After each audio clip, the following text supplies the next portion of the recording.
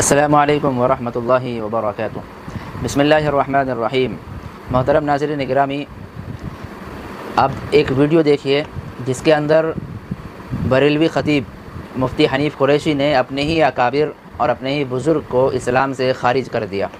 یعنی انہوں نے ڈکلیئر کر دیا کہ ایسا شخص جو اپنے نام کا کلمہ پڑھوائے اور جس نے ان کے نام کا کلمہ پڑھا وہ دونوں کے دونوں دائرہ اسلام سے خارج ہیں۔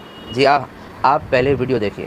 ایک صاحب آئے اور خواجہ معین الدین سے کہا کہ حضرت مجھے اپنا مرید بنا لیجیے، بیعت کرنے آیا ہوں۔ انہوں نے کہا کہ پھر تو کہہ، مرید بننا ہے نا، پھر تو کہہ لا الہ الا اللہ چشتی رسول اللہ۔ نبی مکرم کے کلمے کی جگہ لوگ اپنے کلمے پڑھوا رہے ہیں اور ہم اسے کہہ رہے ہیں کہ یہ دنیا کا مانا ہوا پیر ہے۔ ہم چیزوں کو کنڈیم کرتے ہیں۔ آپ دیکھیں، آپ رکیں، ویس بھائی ہماری بات پوری کریں گے۔ میں نے کہا تھا کہ اس بات کو کتاب میں نہ چھیڑیں، آپ کتاب نہ کھولنے دیں۔ بات یہ کہ جو شخص لا الہ الا اللہ چشتی رسول اللہ پڑھے وہ کوئی بھی شخص ہو، ایسا شخص دائرہ اسلام سے خارج ہو گیا۔ آگے میری بات کو پوری سنیں۔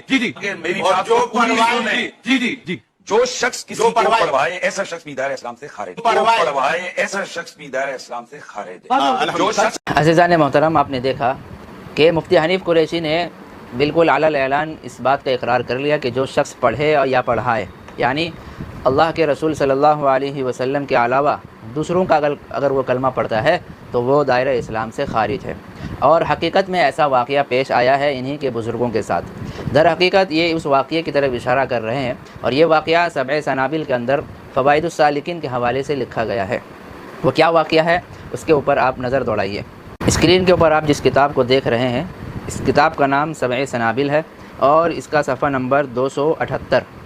اس کے نیچے لکھا ہے، خواجہ معین الدین چشتی قدس سرہ نے فرمایا کہ میں حضرت مخدوم شیخ یوسف چشتی قدس سرہ کی خدمت میں حاضر تھا۔ ایک شخص بیعت کے ارادے سے آیا، خواجہ کے قدموں پر اپنا سر رکھا اور عرض کیا کہ بیعت کے لیے حاضر ہوا ہوں۔ خواجہ پر کیفیت طاری تھی، فرمایا کہ اگر تم کہو لا الہ الا اللہ چشتی رسول اللہ تو میں تمہیں مرید کر لوں۔ چونکہ وہ شخص دھن کا پکا تھا اور سچا تھا، اس نے فوراً اقرار کر لیا۔ خواجہ نے بیعت کے لیے اسے اپنا ہاتھ دیا اور اسے بیعت کرایا۔ پھر فرمایا کہ سنو، میں کون ہوں اور کیا ہوں؟ محمد الرسول اللہ صلی اللہ علیہ وسلم کے دربار کے کمینے غلاموں میں سے ایک ہوں۔ کلمہ وہی ہے، مگر میں نے تیرا کمال اور اعتقاد اور صدق کو آزمایا تھا۔ عزیزان محترم، آپ نے دیکھا کہ خواجہ معین الدین چشتی ان کے سامنے ان کے بزرگ، ان کے پیر شیخ یوسف قدس سرہ کے سامنے ایک شخص آیا اور اس نے کہا کہ مجھے بیعت ہونا ہے۔ انہوں نے کہا کہ بیعت اگر ہونا ہے تو تمہیں کہنا پڑے گا لا الہ الا اللہ چشتی رسول اللہ۔ اس نے کہہ دیا فوراً۔ پھر ان کے پیر نے یہ وضاحت کی کہ میں نے اس لیے پڑھوایا تاکہ میں تمہارے اخلاص کو جان لوں، تمہاری نیت سمجھ لوں، تم لویل ہو یا نہیں یہ میں چیک کرنا چاہتا ہوں۔ البتہ بعد میں انہوں نے کہا کہ کلمہ وہی ہے لیکن میں تمہیں آزمانا چاہتا تھا۔ یہ واقعہ حقیقتاً کتابوں کے اندر لکھا ہے، لیکن ایسا ان کے ساتھ کیا واقعہ ہوا نہیں ہوا اس کی کیا حقیقت ہے یہ اللہ بہتر جانتے ہیں، لیکن کتابوں سے جو ہمیں سمجھ میں آ رہا ہے وہ یہی بات ہے کہ انہوں نے اپنے نام کا کلمہ پڑھوایا تھا۔ یہی بات جب 5 مسلکوں کے علماء کے درمیان اٹھی تو قاری خلیل الرحمن نے اسی بات کو چھیڑ دیا وہاں پہ کہ جس نے پڑھا اور جس نے پڑھوایا اس کا کیا حکم ہے۔ تو بریلوی خطیب نے فوراً کہہ دیا کہ جس نے پڑھا اور جس نے پڑھوایا دونوں کے دونوں دائرہ اسلام سے خارج ہیں۔ اب بریلوی اپنے ہی مسئلے کے زد میں آ گئے، بریلوی اپنے ہی مسئلے میں پھنس چکے ہیں۔ اس واقعے کا انکار بھی نہیں کر سکتے وہ، اور اس کے اوپر جو حکم لگ رہا ہے اس کا اقرار بھی نہیں کر سکتے وہ۔ اگر اس کا انکار کریں گے تو انہی کی کتابوں سے یہ چیزیں ثابت ہے، تو گویا ان کی طرف سے جھوٹی باتیں چھاپی جا رہی ہیں یہ، اور اگر اس چیز کا اقرار کر لے تو اپنے ہی بزرگ کو کافر کہنا لازم آ رہا ہے۔ اس لیے وہ اس چال میں پھنس چکے ہیں بالکل، اور جب کوئی ان سے زبردستی اقرار کرواتا ہے تو انہیں وہی فتویٰ ایمانداری کے ساتھ دینا پڑے گا۔ گویا انہوں نے شیخ معین الدین چشتی اور ان کے پیر ان تمام کو انہوں نے دائرہ اسلام سے خارج کر دیا ہے۔